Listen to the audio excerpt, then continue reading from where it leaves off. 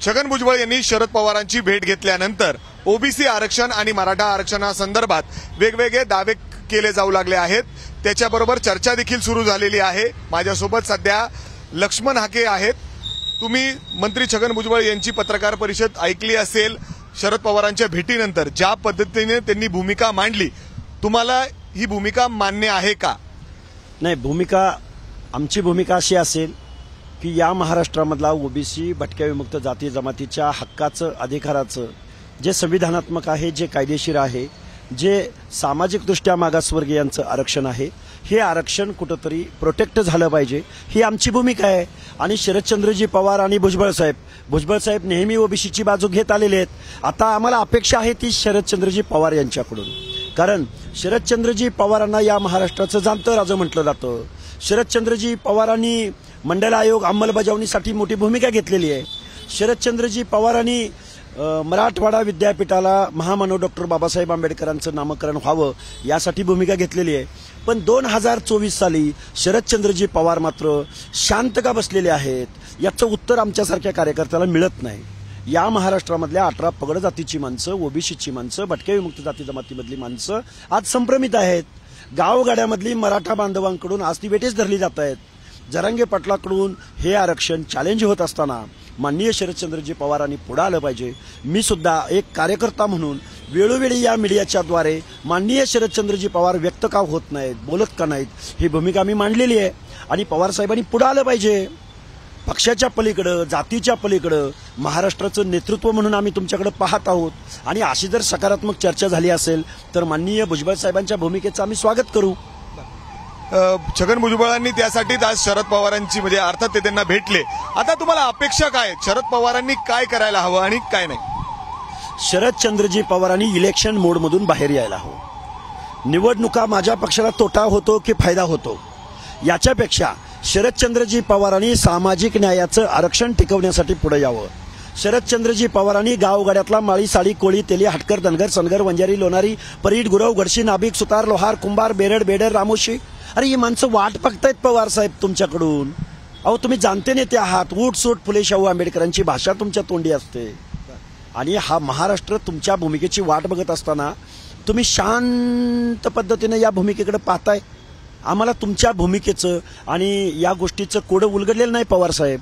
परंतु शरद पवार असं देखील म्हणले, जेव्हा छगन भुजबळांनी पत्रकार परिषदेमध्ये सांगितलं की आतापर्यंत ज्या बैठका झालेल्या आहेत तुमच्या आणि जरांगे पाटलांची असतील किंवा तुमच्या, चर्चा नक्की काय झाले, तुम्ही काय आश्वासने दिलेलं आहे सरकारने, याच्याबद्दल मला काहीही माहीत नाही म्हणून ते बोलत नाहीत। हे बघा, माननीय पवार साहेबांना आमची कळकळीची विनंती आहे। मायबाप सरकार म्हणून उपोषण सोडवण्यासाठी आम्हाला त्यांनी काही आश्वासनं दिलेत। मला वाटतं त्या आश्वासनामधलं एकही आश्वासन पाळलं जात नाहीये। कुणी दिले आश्वासन? गव्हर्नमेंटनं आश्वासनं दिलेले आहेत, मुख्यमंत्र्यांनी दिलेले आहेत। पण पवार साहेब, तुम्ही पक्ष, पार्टी आणि सत्ता पक्ष याच्या पलीकडे जाऊन तुम्ही या महाराष्ट्राचं नेतृत्व म्हणून पुढे आलं पाहिजे। माझ्या मराठा बांधवांना, आमच्या जरांगे पाटलांना सांगितलं पाहिजे, बाबा हे सामाजिक मागासवर्गीयांचं हे आरक्षण आहे। भुजबळांनी अजून एक खंत व्यक्त केली की जर आपण बघितलं तर मागील काही दिवस जेव्हापासून या आरक्षणाचा विषय पुन्हा एकदा पेटलेला आहे तेव्हापासून जर बघितलं तर मराठा बांधव अर्थातच म्हणजे कुठं म्हणजे दुसऱ्या समाजातील घटकांकडे जाऊन बोलत नाहीत किंवा त्यांच्याकडून खरेदी करत नाही, असं दुसऱ्या समाजा घटकाकडून मराठा बांधवांना देखील असंच होतंय। अशा पद्धतीने समाजात तेढ निर्माण होत आहेत, कुठेतरी राग निर्माण होतोय। हे कुठेतरी नमलं पाहिजे, पुन्हा एकदा सगळं काही नीट व्हायला पाहिजे। नाही, निश्चित तुम्ही म्हणताय ते त्यामध्ये तथ्य आहे। ग्रामीण भागामध्ये आज प्रचंड सामाजिक दरी निर्माण झालेली आहे। पण आमच्या ओबीसी भटक्या बांधवांची अशी बॅक हिस्ट्री कुठलीही नाहीये। तो कधीही इथली व्यवस्था चॅलेंज करत नाही, तो कधीही इथला कायदा आणि सुव्यवस्था बिघडण्याचे प्रयत्न करत नाही। अहो तुम्ही पुढे या पवार साहेब।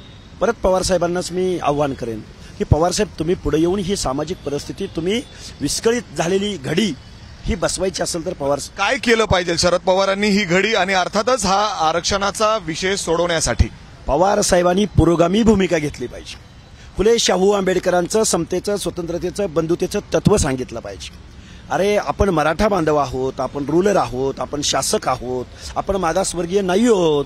आपल्याकडे कारखानदारी आहे, आपल्याकडे आमदारकी आहेत, आपल्याकडे खासदारकी आहेत, आपल्या नोकऱ्यामध्ये आपल्या लोकसभेपेक्षा 3 पट प्रतिनिधित्व आहे. हे सगळं जरंगे पाटीलांनी देखील सांगितलेलं आहे. अर्थात त्यांनी देखील त्यांची बाजू ठेवलेली आहे. असे पुरावे दिलेले आहेत सरकारला आणि त्यानुसारच त्यांनी आरक्षणासाठी दावे केले. अजिबात नाही. आरक्षण देण्याचा अधिकार राज्य मागासवर्ग आयोगाला संविधानिक दृष्ट्या आहे, किंवा तो दिलेला अधिकार खरा की खोटा ठरवण्याचा अधिकार सर्वोच्च न्यायालयाला आहे. आजपर्यंत 4 राज्य मागासवर्ग आयोगांनी मराठा समाजाचं सामाजिक मागासलेपण नाकारलंय. त्याच्याही पलीकडे जाऊन सुप्रीम कोर्टानं 650 पानाचं जजमेंट दिलंय. त्याच्याही पलीकडे जाऊन राष्ट्रीय मागासवर्ग आयोगानं नकार दिलेला आहे. मग एवढ्या सगळ्या गोष्टी असताना कुणबीकरणाच्या माध्यमातून तुम्ही जर ओबीसी मध्ये घुसू पाहत असाल तर ते सामाजिक अन्याय करणारं नाही का? या प्रश्नाची उत्तरं मायबाप सरकारनं आम्हाला द्यावं. शरदचंद्रजी पवारांनी पुढे येऊन सामाजिक न्यायाची भूमिका घ्यावी, ही आमची माफक अपेक्षा आहे. आताचे जे सरकार आहे त्यांनी तुम्हाला आश्वासनं दिलेले आहेत, ते त्या पद्धतीने वागतंय का? आणि तुम्हाला या सरकारकडून आता काय अपेक्षा आहेत? योग्य पद्धतीने ते पावलं टाकतायत का या आरक्षणासंदर्भात? आत्ताच्या मुख्यमंत्र्यावरती आमचा 1% सुद्धा विश्वास नाही. कारण शासनाच्या संरक्षणामध्ये कुणब्याच्या सर्टिफिकेटद्वारे ओबीसीचं आरक्षण संपवण्याचा घाट या मुख्यमंत्र्यांनी घातलेला आहे. आमच्या एखाद्या विजयंतीच्या बांधवाला एखादं कास्ट सर्टिफिकेट काढायचं म्हटलं तर 2-2, 3-3 महिने जातात. त्याला 1960 पूर्वीचे पुरावे द्यावे लागतात. पण शासन टेबल लावून सर्टिफिकेट कसे काही इश्यू करू शकतं? हा अधिकार शासनाला दिला कुणी? अरे सामान्य नागरिकांना ऍप्लिकेशन द्यायचं असतं, स्क्रुटिनी करायची असते आणि मग ते सर्टिफिकेट मिळतं. आणि तुम्ही वाटताय खिरापत वाटताय. म्हणजे इथं ओबीसीचं आरक्षण संपण्याचा घाट आताच्या मुख्यमंत्र्यांनी घातलाय. कधी यावं चर्चेला, मुख्यमंत्र्यांनी यावं. हे सगळे सर्व पक्षीय एकत्र बसून शरद पवार त्या ठिकाणी बसले तर याच्यातून काही तोडगा निघू शकतो असं वाटतं तुम्हाला? मला निश्चित वाटतं शरदचंद्रजी पवारांनी आमच्या मराठा बांधवांना सांगावं, ओबीसीच्या आरक्षणामुळे तुमच्यावर ही वेळ आली नाही आणि उद्या तुम्हाला ते ऐकतील असं वाटतं का? निश्चित पुढे आलं पाहिजे. अरे निवडणुकीच्या मोडमधून बाहेर या तुम्ही. मराठा बांधव ऐकतील का? ऐकायला पाहिजे. नाही ऐकलं तर होणार काय? मग तुम्ही घटनेला थ्रेड्स पोचवताय, तुम्ही बेकायदेशीर वागताय. या गोष्टी होणार नाहीत. त्या गोष्टीसाठी कशासाठी तुम्ही अट्टा असतात? तुम्ही ऐकताल का? ओबीसी समाज म्हणून शरद पवारांचं ऐकलं का? मायबाप सरकारकडून माननीय शरदचंद्रजी पवारांनी जर पुरोगामी भूमिका, फुले शाहू आंबेडकरांची भूमिका घेतली तर आम्ही का ऐकणार नाही?